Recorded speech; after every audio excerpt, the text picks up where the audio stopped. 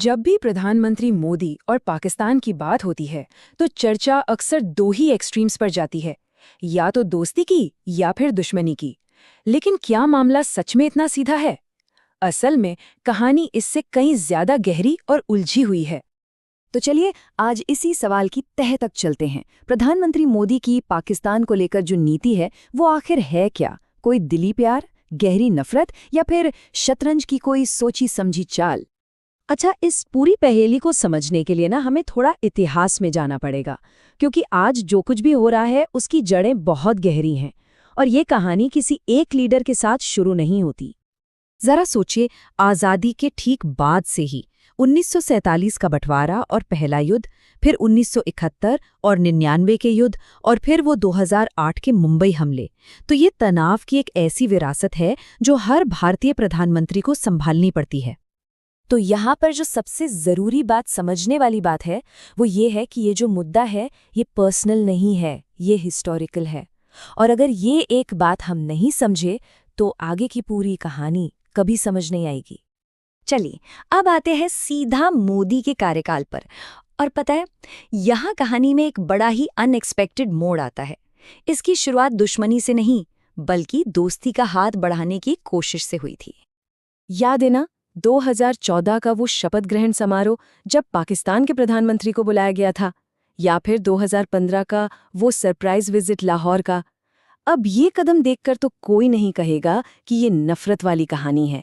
ये तो साफ साफ बातचीत का दरवाजा खोलने की एक कोशिश थी। लेकिन फिर कहानी में एक ऐसा टर्निंग पॉइंट आया जिसने पूरी स्ट्रैटेजी को ही बदल कर रख दिया। और ये समझना जरूरी है कि ये बदलाव यूं ही नहीं आया, ये कुछ खास घटनाओं का सीधा सीधा रिएक्शन था। यहाँ पर देखिए, कारण और प्रभाव का एकदम सीधा कनेक्शन है। एक तरफ 2016 का उरी अटैक, फिर 2019 का पुलवामा अटैक, और इसके जवाब में भारत की तरफ से क्या हुआ, सर्जिकल स्ट्राइक्स और बालाकोट एयर स्ट्राइक्स। तो ये एक इमोशनल नहीं बल्कि एक कैलकुलेटेड रिएक्शनल बदलाव था। और इस पूरे बदलाव के पीछे जो एक सिद्धांत काम कर रहा था वो था नेशनल सिक्योरिटी फर्स्ट, यानी सबसे पहले राष्ट्रीय सुरक्षा। इसका मतलब बहुत सीधा है, जब देश की सुरक्षा पर खतरा मंडरा रहा हो तो वो सबसे बड़ी प्राथमिकता बन जाती है। बाकी सब कुछ, चाहे वो डिप्लोमेसी हो या ट्रेड, वो बाद में आता है। तो ठीक है, हमने इतिहास देख लिया, दोस्ती बढ़ाने की कोशिशें भी देख ली और फिर वो हार्डलाइन शिफ्ट भी देख लिया। अब इन सब टुकड़ों को जोड़ते हैं और देखते हैं कि आज की असल तस्वीर क्या बनती है।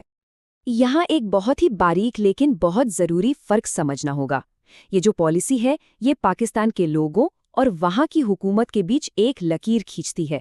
मतलब एक तरफ हमारी जो साझा संस्कृति है, इतिहास है, उसका सम्मान है, लेकिन दूसरी तरफ जो ताकतें आतंकवाद को पनाह देती हैं उनके लिए जीरो टॉलरेंस है, कोई रियायत नहीं। और इस पूरी पॉलिसी का जो निचोड़ है ना, वो सरकार के इस एक बयान में छिपा है। बातचीत और आतंकवाद एक साथ नहीं चल सकते।